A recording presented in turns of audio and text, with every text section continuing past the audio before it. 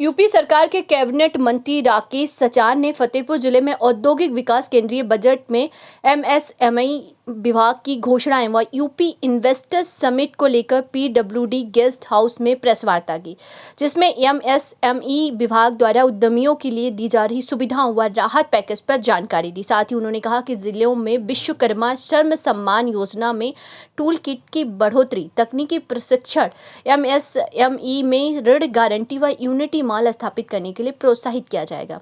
वहीं मंत्री राकेश सचार ने बताया कि एमएसएमई सेक्टर को केंद्र सरकार ने बढ़ावा देने के लिए ऋण गारंटी योजना के तहत 2 करोड़ रुपए तक के लोन में कोई प्रॉपर्टी गिरवी नहीं रखनी पड़ेगी और उसके लोन की गारंटी सरकार लेगी। विश्वकर्मा श्रम सम्मान योजना से संचालित योजनाओं को बढ़ावा देने के लिए भी अधिक से अधिक पात्रों को प्रशिक्षित कर टूल किट दिया जाएगा, जिसमें स्वरोजगार को बढ़ावा मिलेगा। कोरोना जैसी महामारी में उद्यमियों का व्यापार में नुकसान होने पर 94% तक भरपाई हमारी सरकार करेगी। हस्तशिल्पी व ओडीओपी के छोटे छोटे कारीगरों के उत्पाद को बेचने व बाजार उपलब्ध कराने के लिए जिले में यूनिटी माल बनाया जाएगा, जहां उनके उत्पाद का अच्छा पैसा मिल सके। उत्तर प्रदेश इन्वेस्टर्स समिट में 20 लाख करोड़ लक्ष्य के सापेक्ष 17 लाख करोड़ के एमओए हो चुके हैं और इसमें 20 लाख लोगों को यूपी में रोजगार मिलेगा।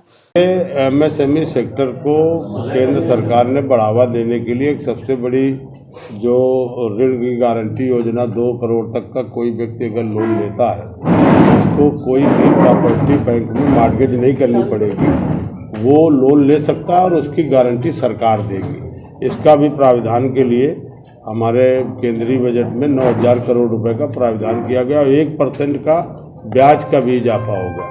विश्वकर्मा श्रम सम्मान में जो हम लोग योजनाएं चला रहे थे उनको बढ़ावा देने के लिए भी इस बजट में प्राविधान है कि जो हम लोग किट देते थे उनको 1 हफ्ते का प्रशिक्षण देते थे, 200 रुपये प्रतिदिन मान दे देते थे, तो उनको भी टारगेट बढ़ाया गया और ज़्यादा से ज़्यादा हमारे प्रशिक्षित करके लोगों को रोजगार देने का जो स्वतः रोजगार कर सके।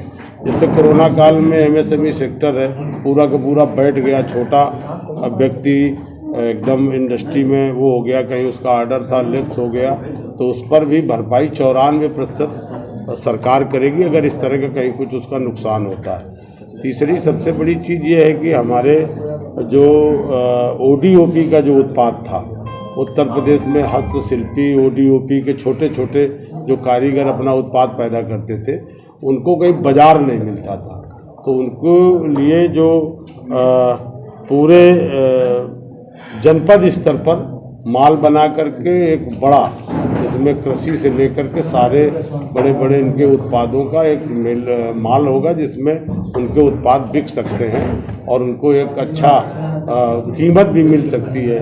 ई कॉमर्स में भी हम लोगों ने जैसे है कि अमेजॉन है, फ्लिपकार्ट है, इन लोगों से भी टाई अप करके उनके उत्पाद की बिक्री को आगे बढ़ाने का, जिससे कि हमारे छोटे छोटे जो कारीगर हैं उनको अच्छा पैसा मिले।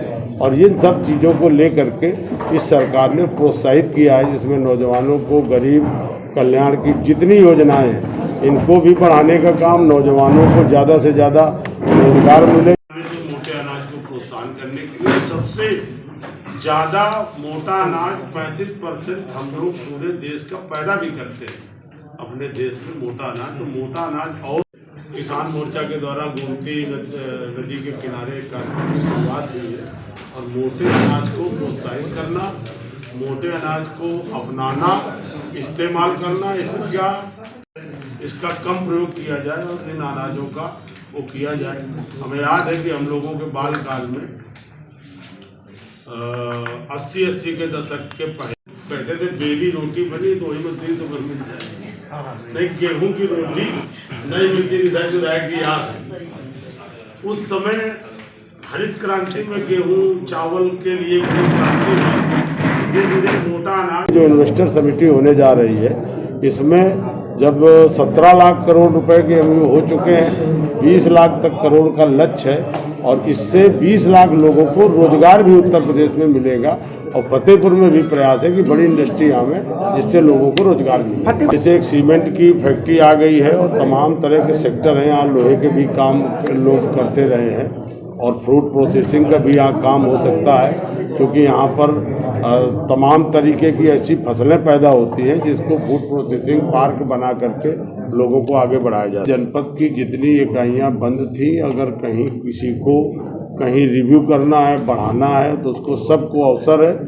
वो सरकार के पास आ सकता है। और सरकार ने जो 25 पॉलिसी MSME, औद्योगिक, पर्यटन, टेक्सटाइल, जितनी भी पॉलिसी हम लोगों ने बनाई है उनको आप ऑनलाइन चेक कर सकते हो। और उस पॉलिसी में हम लोगों ने छूट भी दिया है। कैपिटल सब्सिडी 25%, 15%, 10% दी है।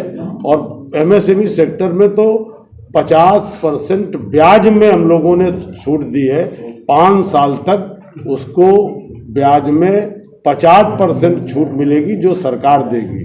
और सबसे बड़ी चीज़ है कि ज़मीन में प्राइवेट सेक्टर पे भी हम लोगों ने MSME पार्क को डेवलप करने की बात की है कि किसी के पास अगर 10 एकड़ जगह है और 25 एकड़ जगह है तो उस पर 10 एकड़ पर वो MSME पार्क डेवलप कर सकता है। उस पर स्टैंप की हम पूरी छूट देंगे।